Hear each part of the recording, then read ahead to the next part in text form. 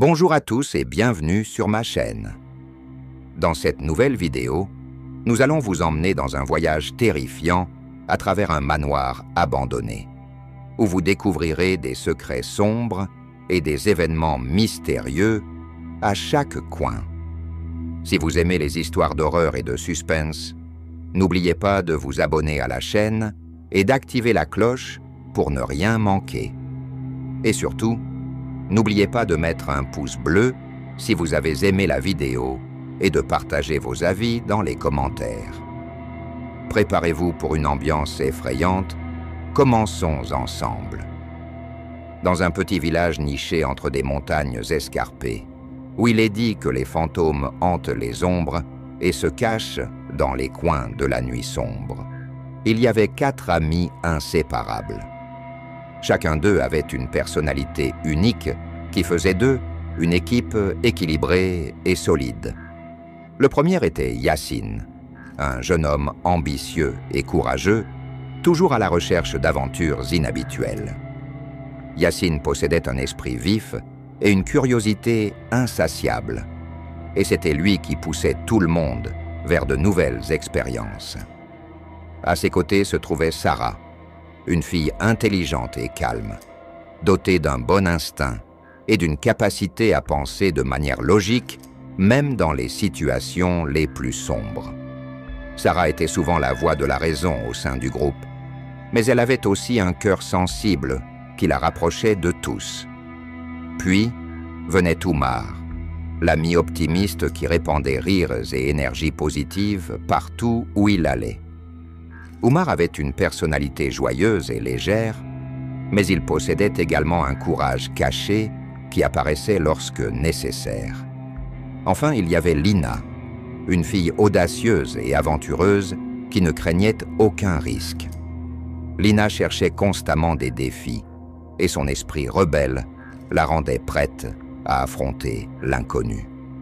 Ces 4 amis avaient grandi ensemble, et avaient partagé de nombreuses aventures mineures qui les avaient rendus encore plus liés. Mais cette fois, leur décision serait différente. Un soir froid, alors qu'ils étaient assis autour d'un feu chez Yassine, la conversation s'est tournée vers le château de la Perdition, un bâtiment abandonné situé à plusieurs miles du village. Ce château était entouré de mystères et les histoires effrayantes à son sujet étaient transmises de génération en génération. On disait qu'il était rempli d'esprits malveillants et de fantômes qui traquaient quiconque osait y entrer.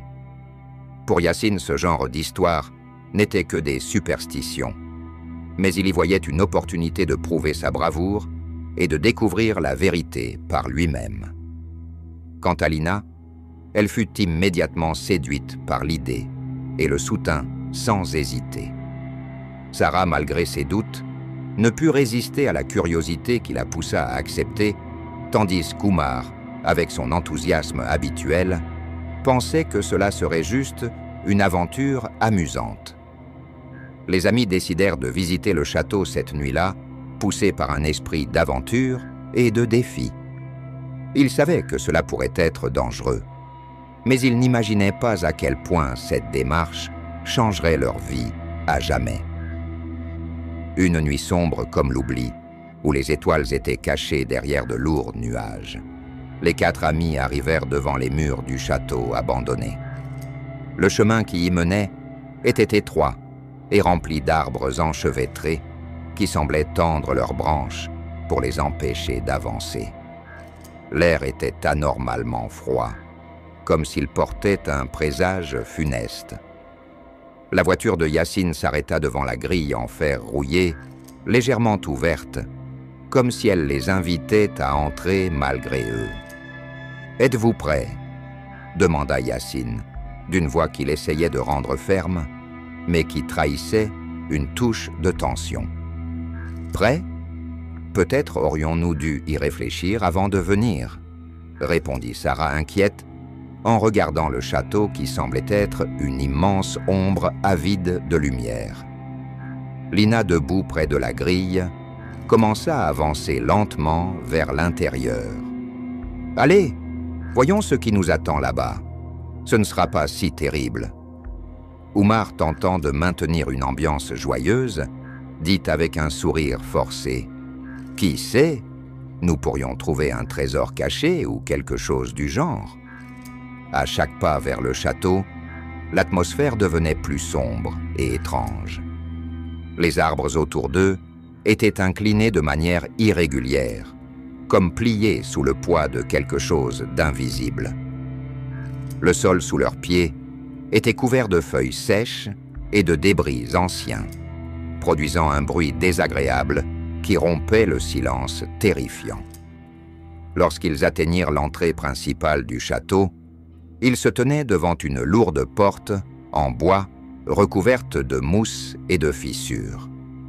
Yacine tendit la main pour pousser la porte, qui s'ouvrit avec un grincement fort, comme si elle annonçait leur arrivée dans un endroit qui ne souhaitait pas les accueillir.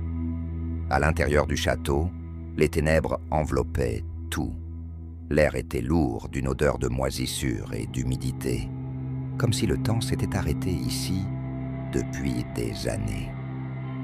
Sarah sortit une lampe de poche de son sac et l'alluma, révélant une grande salle remplie de meubles cassés et couverts de poussière. Les murs étaient vite décorés de vieilles photos suspendues de manière anarchique, et les visages des personnes sur ces photos semblaient les observer en silence. Cet endroit, c'est vraiment effrayant, murmura Sarah d'une voix douce, tandis que ses yeux examinaient attentivement les coins sombres. « Ne t'inquiète pas, nous resterons ensemble et rien ne nous arrivera, » répondit Yacine, mais il semblait moins confiant qu'il ne l'était quelques minutes auparavant. Lina, qui marchait avec assurance vers l'un des couloirs latéraux, s'arrêta soudain et dit: « Avez-vous entendu ça ?» Ils s'arrêtèrent tous et écoutèrent. Il y avait un faible murmure qui venait de loin, mais il n'était pas clair. Puis ils entendirent un autre son, cette fois plus fort, ressemblant à un bruit ou à un mouvement rapide derrière les murs. « Peut-être que c'est juste le vent, » dit Oumar, mais il n'était pas convaincu par ses propres mots. Tandis qu'ils essayèrent de comprendre ce qui se passait, ils sentirent que l'endroit changeait autour d'eux. L'air devint plus froid et les sons devinrent plus distincts. Ils savèrent maintenant qu'ils n'étaient pas seuls dans ce château. Peu de temps après, le château commença à révéler sa véritable nature terrifiante.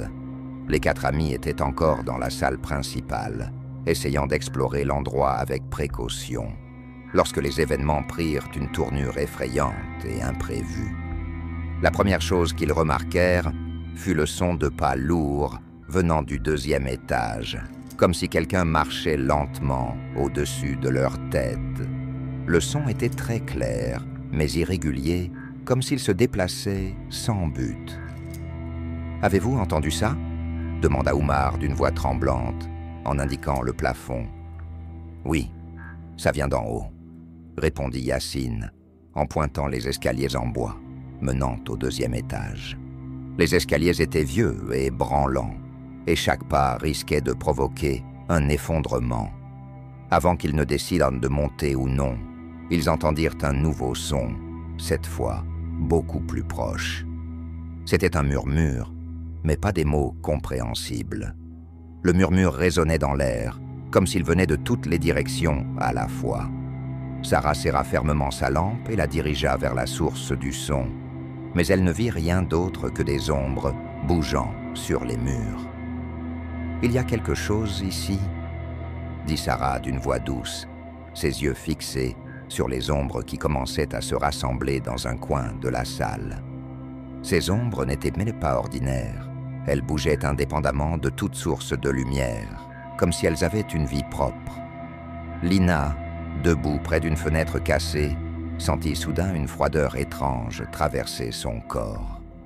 Les fenêtres n'étaient-elles pas fermées tout à l'heure ? Demanda-t-elle, en indiquant la fenêtre qui était maintenant grande ouverte, révélant un ciel sombre.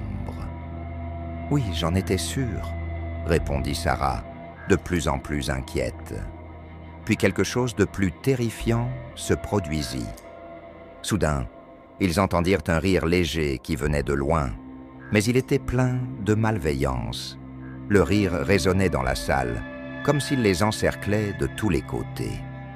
Les 4 amis se rapprochèrent les uns des autres, essayant de garder leur calme, mais la peur commençait à s'infiltrer dans leur cœur.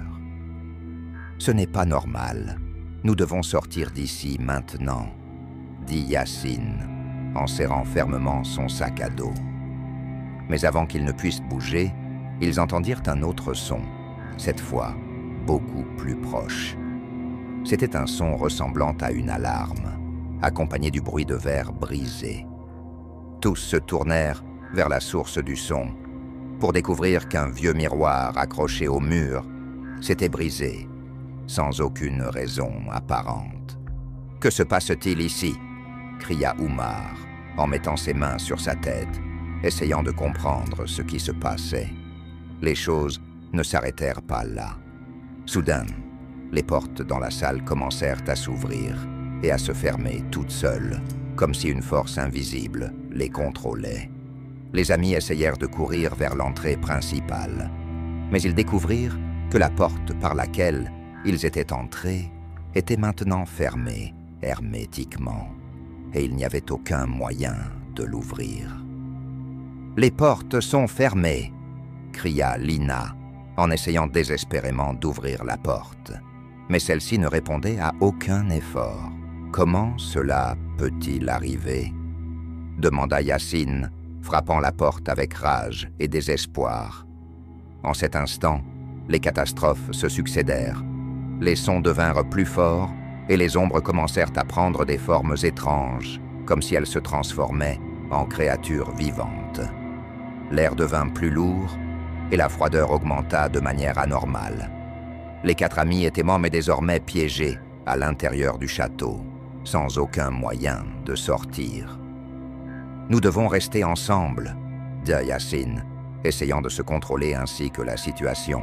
« Nous ne pourrons rien faire si nous nous séparons. » Mais la peur les envahissait lentement, et ils savaient qu'ils n'étaient pas seuls dans cet endroit.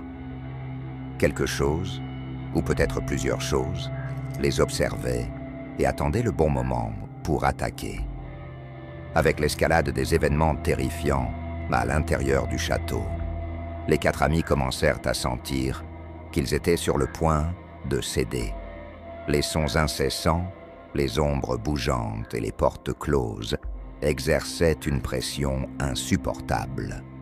Dans une tentative désespérée pour survivre, ils décidèrent de se séparer pour chercher une sortie, espérant que chacun d'eux pourrait trouver un moyen de s'échapper.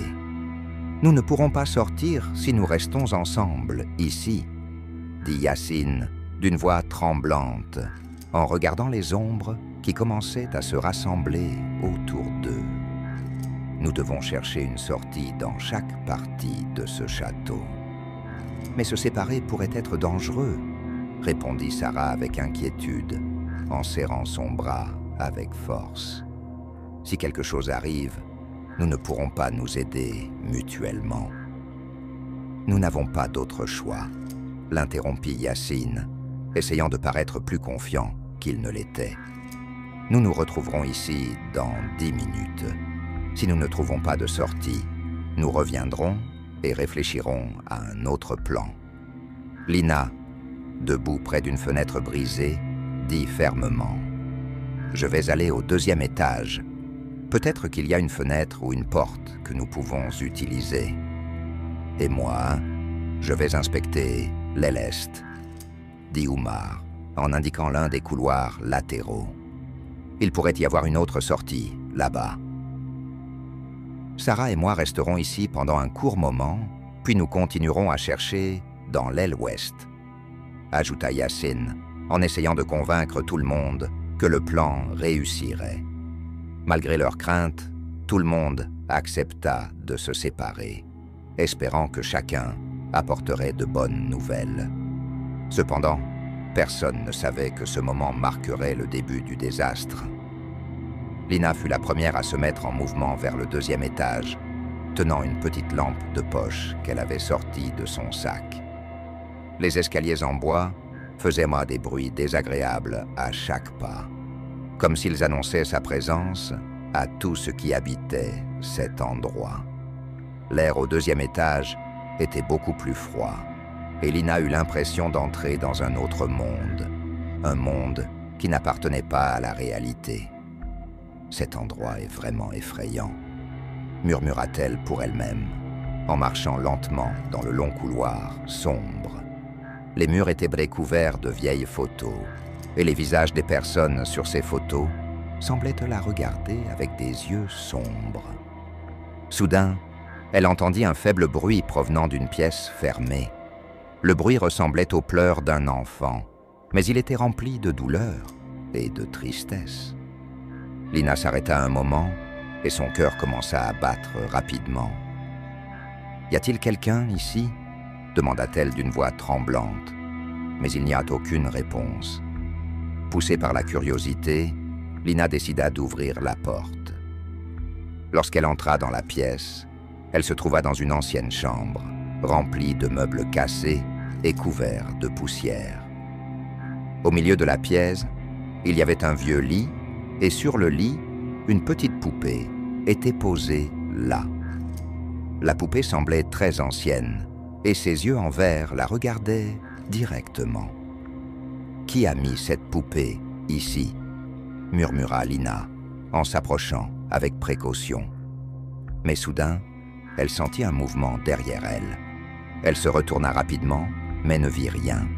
Puis elle entendit un autre bruit, cette fois plus proche et plus clair. C'était un rire malveillant qui semblait venir de la pièce elle-même. Lina commença à ressentir une peur réelle. Elle essaya de retourner vers la porte, mais celle-ci se ferma soudain devant elle. « Que se passe-t-il » cria-t-elle, en essayant d'ouvrir la porte, mais elle ne répondit à aucun effort. Puis les objets autour d'elle commencèrent à bouger. Le mobilier ancien se mit à trembler, et la petite poupée sur le lit bougea soudainement, comme si elle la regardait directement. Lina sentit qu'il y avait quelque chose qui l'observait, quelque chose d'invisible, mais présent. « Qui es-tu » cria Lina, en levant la lampe vers les coins sombres. Mais elle ne vit rien d'autre que des ombres qui se rassemblaient autour d'elle. Soudain, elle sentit une main froide saisir son bras. Elle cria de toutes ses forces, essayant de se libérer, mais la prise était très forte. Puis elle entendit une voix dans son oreille, une voix qui ressemblait à un murmure, disant « Tu ne sortiras jamais d'ici ». Pendant que Lina faisait face à son destin au deuxième étage, Umar marchait lentement dans l'aile est du château. Le couloir était long et sombre, et le sol était couvert de feuilles sèches et de débris anciens. Chaque pas qu'il faisait produisait un bruit désagréable qui rompait le silence terrifiant. Cet endroit ressemble à un labyrinthe, murmura Umar pour lui-même, en essayant de rester calme. Mais il sentait que quelque chose l'observait, quelque chose d'invisible mais présent. Soudain, Umar entendit un faible bruit provenant d'une pièce fermée. Le bruit ressemblait à un grincement, comme s'il venait de quelque chose de métallique.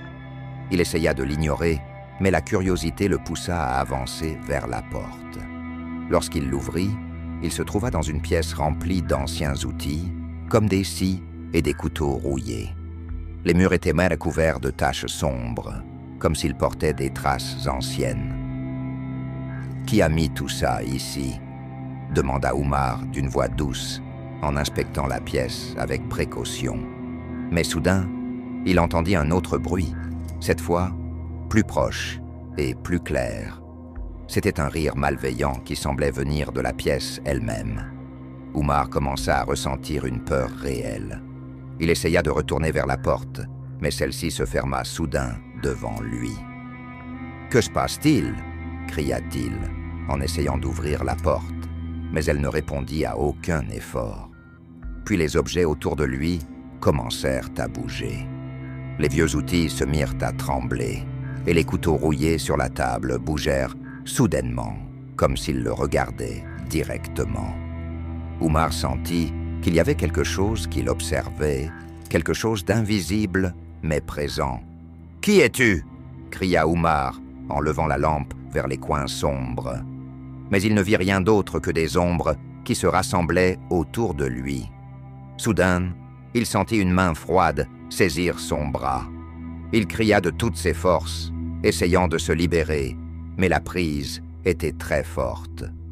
Puis il entendit une voix dans son oreille, une voix qui ressemblait à un murmure, disant « Tu ne sortiras jamais d'ici ».